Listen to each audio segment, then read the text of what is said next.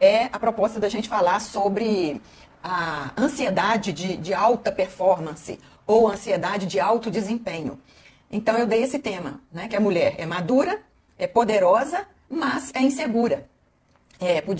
Ela não tem consciência, não se apropria do poder que ela tem, da liberdade que ela tem, da autonomia que ela tem, da emancipação que ela tem e continua insegura. E as mulheres, geralmente, elas são muito cheias de qualidades, de atributos, de virtudes, mas mesmo assim elas são inseguras. Apesar de elas serem assim excelentes, elas são pessoas inseguras, né? Muitas. Não estou dizendo que são todas, não. Tem algumas que têm isso bem resolvido já, bem trabalhado, e não tem problema com essa insegurança. Então, vocês viram lá na arte que eu fiz para anunciar essa live, que eu escolhi o salto alto vermelho para representar esse tema que eu estou querendo trabalhar com vocês hoje. Porque o salto alto, um sapato de salto alto, muito mais do que apenas proteger os pés da mulher ou exercer a sua função básica de aumentar o tamanho das baixinhas, o salto alto, ele carrega em si uma forte simbologia de poder, de força, de altivez, de emancipação feminina, de sensualidade, de atração, de liberdade, de feminilidade e tem essa simbologia de uma postura ereta diante da vida, né? Uma postura altiva diante da vida. Se vocês perceberem, quem usa salto alto precisa de um bom equilíbrio para andar em cima do salto alto, precisa ter uma postura diferenciada, uma postura ereta. Andar de salto alto pede que o corpo se erga, se reposicione, se endireite e siga andando sem cair, né, de cima do salto. Então, metaforicamente falando, assim é na vida também. Na vida, uma pessoa que usa salto alto na vida, que tem essa mentalidade do salto alto, é uma pessoa segura de si, uma pessoa equilibrada, uma pessoa que tem uma postura altiva diante da vida, de enfrentamento, de coragem, de romper as barreiras, né? Logicamente, observando o contexto desse salto alto, tá, gente? Estou falando, assim, a simbologia do salto alto de um modo geral. Mas a gente sabe que em algumas culturas o salto alto tem alguns significados específicos. Como, por exemplo, no cinema, quando nos filmes a gente assiste aquelas mulheres de salto alto, que são apresentadas sempre de salto alto, o cinema está querendo trazer uma mulher fatal, uma mulher sensual, uma mulher atraente. Então, o uso do salto alto é feito no cinema para essa finalidade. A gente tem que lembrar também que entre as geishas lá no Japão e também na Roma antiga, o salto alto era um indicativo de prostituição, era uma marca de quem era prostituta. Prostituta usa salto alto nessas culturas aí. E agora no trabalho, por exemplo, uma executiva que só trabalha de salto alto, indica um status dentro da empresa. Geralmente são diretoras, são executivas, são funcionárias da chefia, supervisoras que trabalham de salto alto. Isso indica uma atitude mais formal, indica status, indica uma expressão pessoal mais arrumada, um marketing pessoal mais trabalhado, uma imagem profissional mais respeitosa.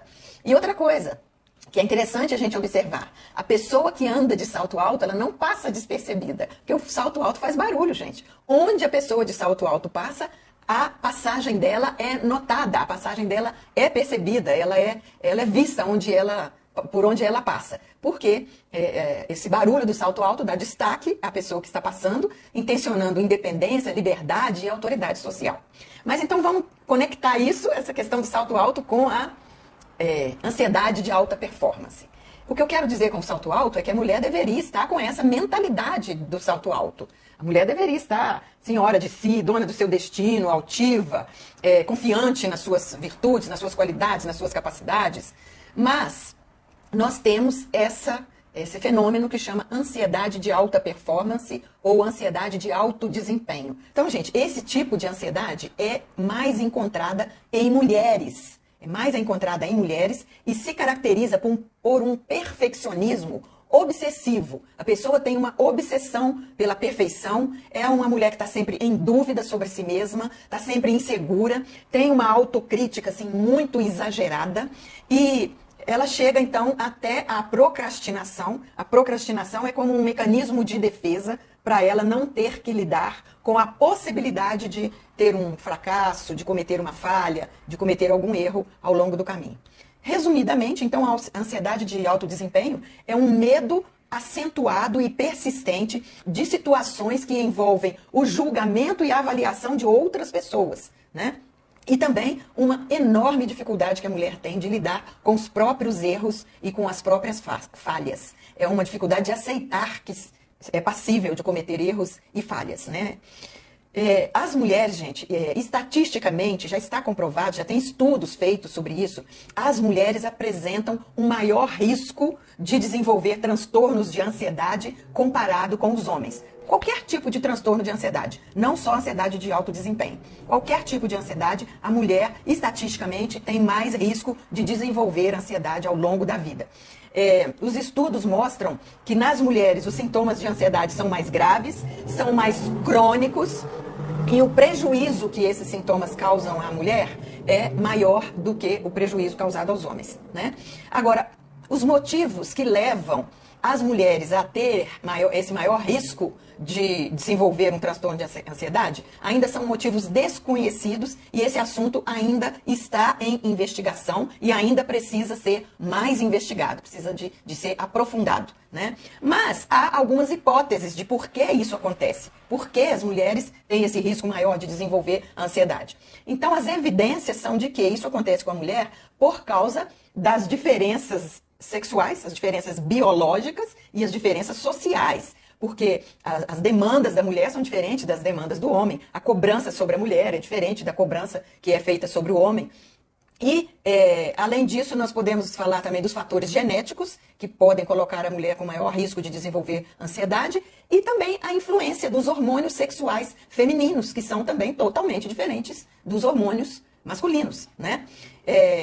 Então, essas diferenças entre o homem e a mulher no desenvolvimento da ansiedade sugerem para nós profissionais que há necessidade de tipos de tratamentos diferentes.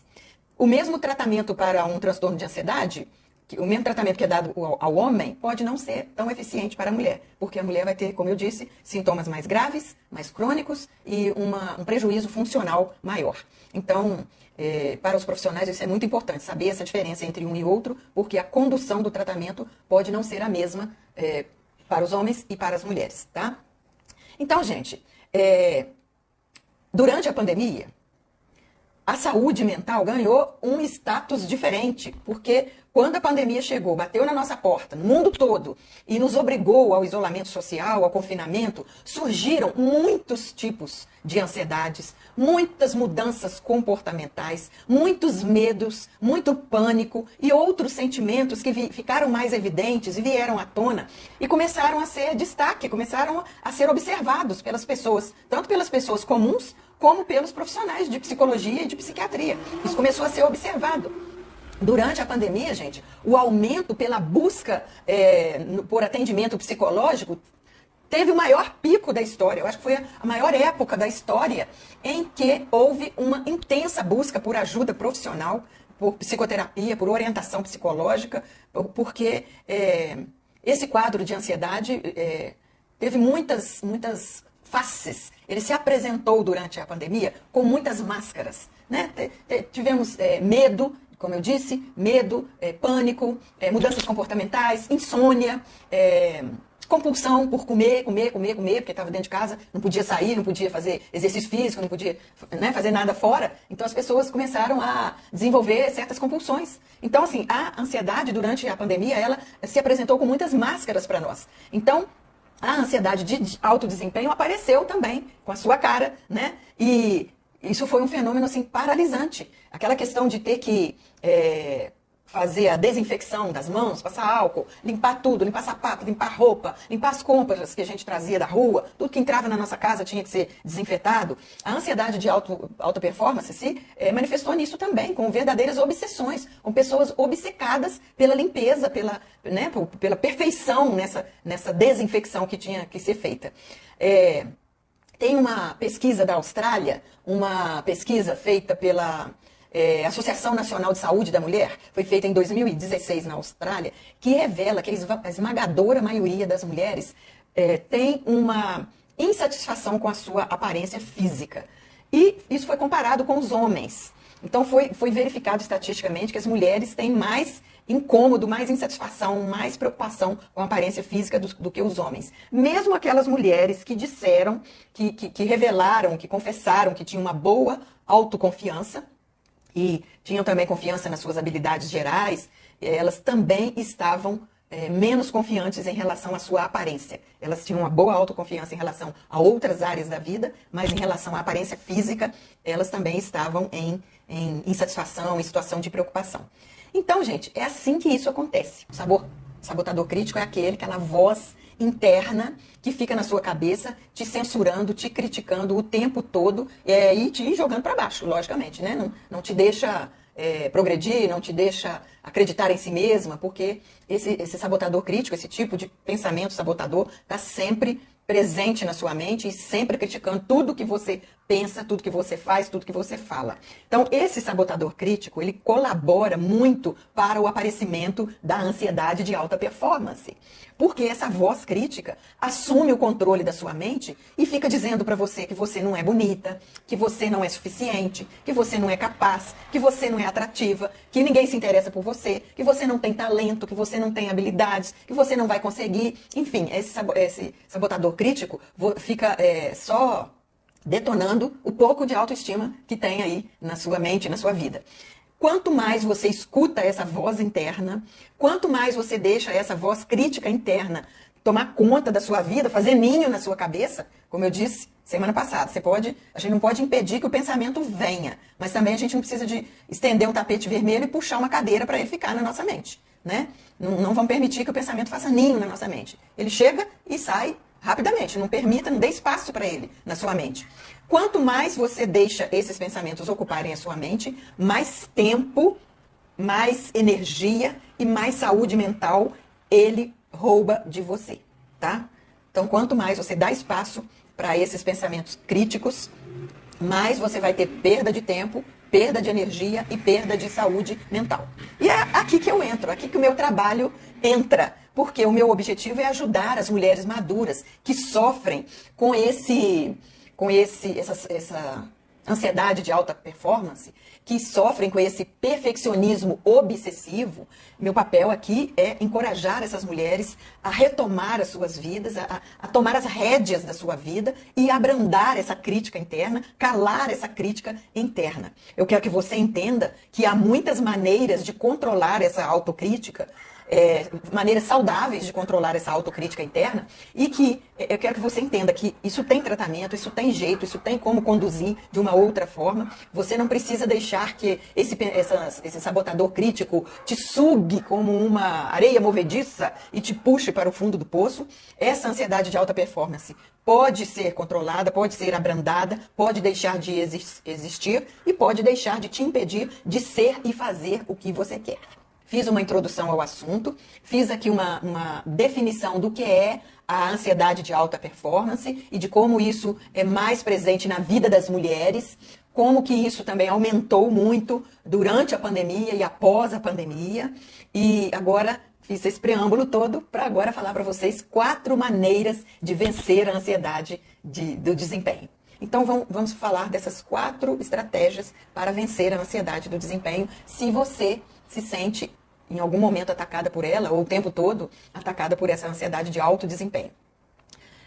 Algum tipo de ansiedade na nossa vida, gente, eu quero abrir um parêntese aqui, que um pouco de ansiedade na nossa vida é até benéfico, porque isso nos empurra para frente, nos faz sair da zona de conforto, nos impulsiona. Mas eu estou falando que isso deixa de ser normal, deixa de ser desejável, quando essa ansiedade é paralisante, te prejudica seu trabalho, seus relacionamentos amorosos, relacionamentos familiares, amizade, decisões, tomar decisões. Quando isso acontece, a ansiedade já está assim, avançada, já está tomando uma dimensão muito grande na sua vida e isso é prejudicial, né? Então é isso que eu quero que vocês entendam. Fecha parênteses. Então nós temos aqui algumas técnicas simples que podem apoiar a mulher que sofre com esses sintomas de ansiedade de alto desempenho, mas essas estratégias que eu vou falar, essas 4 estratégias que eu vou falar, não substituem a busca, uma avaliação profissional, tá? Muitas vezes, mesmo usando essas estratégias que eu vou colocar aqui para vocês, muitas vezes, mesmo usando essas estratégias, a mulher pode precisar da avaliação de um profissional, tá? Essas estratégias não substituem um tratamento profissional, um tratamento psicológico ou psiquiátrico, tá? Então, a ansiedade de alto desempenho pode ser uma cobrança pessoal que exige, a mulher mesmo, exige dela mesma uma alta performance, uma produtividade, uma perfeição acima da avaliação que ela é capaz de fazer sobre si mesma, tendo como característica principal um alto nível de exigências e autocríticas excessivas, aquela voz interna autocrítica que está sempre presente ali na sua cabeça, na sua mente, sempre te criticando, sempre te jogando para baixo, além do perfeccionismo obsessivo, que pode aparecer no trabalho, nos relacionamentos, nas amizades, na família, na vida sexual também, não é diferente. Essa ansiedade de alta performance pode aparecer na sua vida sexual e pode bloquear sua vida sexual, porque às vezes você está sonhando, fantasiando uma vida sexual tão perfeita, tão bem elaborada, tão bem, com uma produção tão alta, que você não consegue, aí você acaba não faz nada, nem a bem produzida e nem a mais ou menos que você poderia fazer, né? Tem uma frase que eu trago para mim quando eu preciso fazer alguma coisa que não vai, às vezes eu sei que não vai sair do jeito que eu gostaria que saísse, ou não vai sair perfeito. Uma frase que eu aprendi com um professor meu de psicologia, que ele dizia assim: o feito é melhor do que o perfeito. Porque pelo menos o feito você fez. Não saiu 100%, não saiu como você queria, mas está feito, tá? Evoluiu, você saiu do lugar. Você não está parada no mesmo lugar. Quando você faz alguma coisa, você saiu de um ponto e foi para outro. Agora, quando você fica buscando perfeição, você fica paralisada, não faz nada, aí você não sai daquele ponto. Porque você fica só esperando a perfeição. Não. Quando eu tiver isso assim, eu vou fazer. Ou quando eu emagrecer, eu vou fazer. Ou quando eu fizer 30 anos, 40 anos, ou 50 anos, eu vou fazer. Ou quando eu tiver um diploma, eu vou fazer. Então, nunca chega esse momento da perfeição e aí você nunca sai do lugar. Então, lembrem-se dessa frase. O feito é melhor do que o perfeito, tá? Então, vamos falar aqui as 4 estratégias, as 4 dicas. A primeira dica que eu quero deixar com vocês é um exercício respiratório. Muito legal, muito eficiente, muito fácil de fazer. Ele se chama respiração quadrada, tá? Esse exercício é de 4 tempos. Se chama quadrado porque ele tem 4 tempos, 4 fases. Primeiro, você inspira, depois faz uma pausa com o pulmão cheio, depois você expira e depois faz uma pausa com o pulmão vazio. Fazendo da seguinte maneira: você inspira e ao inspirar você conta até 4. Você vai puxando o ar pelo nariz e vai contando até 4. Daí você segura o ar no pulmão, não solta, e mais uma vez conta até 4. São 4 segundos. Daí você expira pela boca e devagar, contando até 4 para fazer essa expiração em 4 segundos. E aí vai ficar com o pulmão, vai esvaziar o pulmão e ficar com o pulmão vazio também por mais 4 segundos. Eu acho que tolerar o pulmão vazio sem respirar 4 segundos é fácil, não é difícil de conseguir, né? Não é uma coisa exagerada, né? Então, esse exercício, gente, ele desacelera os batimentos cardíacos, ele desacelera a respiração quando a pessoa está muito ansiosa, com aquela respiração muito esbaforida, muito como se estivesse cansada, mas não fez exercício, não é cansaço, é ansiedade. E essa respiração, quando você se concentra na respiração, você tira o foco dos pensamentos ansiosos que estão povoando a sua mente e isso desacelera o pensamento também. Mas o ideal é que essa respiração quadrada não seja feita só no momento de crise de ansiedade não, tá, gente? Essa respiração quadrada, você pode praticar ela todos os dias, mesmo no momento em que você não estiver em crise de ansiedade. Porque você vai disciplinando o seu aparelho respiratório, você vai disciplinando a sua concentração, o seu foco na entrada do ar, na saída do ar, no pulmão cheio, no pulmão vazio. E isso é ótimo, é quase como uma meditação, tá? Quase como uma meditação, fazer isso, tá? Entenderam, gente, o que é a respiração quadrada? Isso é facinho de fazer, facinho demais. Ninguém pode falar que não sabe, não. Só se você não entendeu o que eu falei. Você entendeu a explicação que eu dei? Para qualquer tipo de ansiedade, essa respiração quadrada é boa. Gente, eu já atendi muitas pessoas com crise de ansiedade, mas é cada coisa, assim. Na hora que a pessoa está na crise de ansiedade, ela não raciocina com lógica, com bom senso. Ela fica muito transtornada com os sintomas, né? Daí vem a segunda dica que eu vou dar. A segunda dica é você entender que a ansiedade, ela atinge um pico, mas depois ela abaixa naturalmente. Aquilo vai passar, aquilo não vai ficar para sempre, aqueles sintomas da ansiedade. Lembrando que esse pico, esse ápice da ansiedade, depende dos gatilhos de cada mulher. Cada mulher tem os seus gatilhos para disparar a sua ansiedade. E esses gatilhos de cada uma depende da sua história de vida, depende da sua genética, depende da sua construção psíquica, de como que é a sua personalidade, sua estrutura de personalidade. Isso são coisas assim muito individuais, muito personalizadas, né? Não dá para comparar o gatilho que desencadeia ansiedade na fulana com o gatilho que desencadeia ansiedade em mim, tá? Então, por isso é importante o autoconhecimento, você conhecer os sinais que o corpo dá. Quando vai chegar uma crise de ansiedade, o corpo dá os sinais. E esses sinais você precisa conhecer eles. Não só os sinais do corpo, mas os sinais da mente também. Por exemplo, sentir falta de ar, uma respiração mais rápida e mais curta. Como eu disse, a pessoa fica parecendo que está ofegante, que está cansada, mas não está. Suor, um suor assim generalizado. Muitas mulheres, muitas pessoas têm suor assim no corpo todo. Ou às vezes o suor é intenso aqui só na axila, na palma das mãos, nos pés, né? E deixa eu ver mais quais. Taquicardia é outro sintoma, outro sinal que o corpo manda, né? Uma aceleração dos batimentos cardíacos e pensamentos acelerados. Olha, o que eu vejo é que quando a pessoa está numa crise assim, muito séria de ansiedade, ela não consegue raciocinar com lógica, ela não consegue pensar com sensatez, ela fica com a sensação de que vai morrer, ela fica com a sensação de que está passando mal, que está tendo um ataque cardíaco, está tendo um treco, né?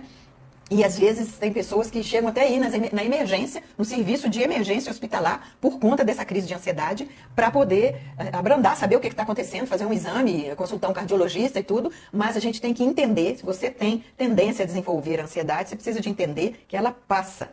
Vem aquele pico, aquele ápice, mas ela vai passar. E esse exercício respiratório que eu dei antes da respiração quadrada, que é a respiração quadrada, vai te ajudar a fazer esse autocontrole. Então, precisa você trabalhar a sua mente também nesse sentido, essa compreensão, esse entendimento de que a ansiedade dá e passa. Você não vai morrer por causa de ansiedade, não, tá? Você pode ter um mal-estar, um tremor, como eu disse, um suor, uma fraqueza, uma vontade de deitar, de sentar, ou outras pessoas têm uma vontade de sair andando, né? Nem deitar, nem sentar. É sair andando desesperado pela rua, abrir janela, abrir porta para entrar o ar, porque a pessoa às vezes está sentindo falta de ar. Então, cada pessoa reage de uma maneira. A terceira dica para você controlar a ansiedade de alto desempenho é a autocompaixão em vez de autojulgamento. Você procura pensar sobre você mesma da forma gentil e amorosa com a qual você pensaria de uma pessoa querida. Se algo negativo acontecesse com alguém querido seu, alguém que você gosta muito, o que você falaria para essa pessoa? Será que você ia chegar para essa pessoa e deixar ela mais desesperada ainda? E falar, não, é isso mesmo, não vai dar certo, você tá mal, vai daí para pior, não vai melhorar não, só vai piorar. É isso que você falaria para essa pessoa? Ou você tentaria acalmar essa pessoa, tentaria usar de serenidade, de bom senso, de racionalidade, né, da mente racional, para trazer essa pessoa, para tirar essa pessoa da crise emocional e trazer ela para a realidade, para ela olhar os fatos, o que está acontecendo de fato ali, que às vezes não é razão para estar desencadeando uma crise de ansiedade? Então, eu acredito que não é assim que você falaria com uma pessoa querida. Tô certa? Então, em vez de autocobrança dura, em vez de autocrítica, em vez de crítica dura com você mesma, é importante você pensar naqueles...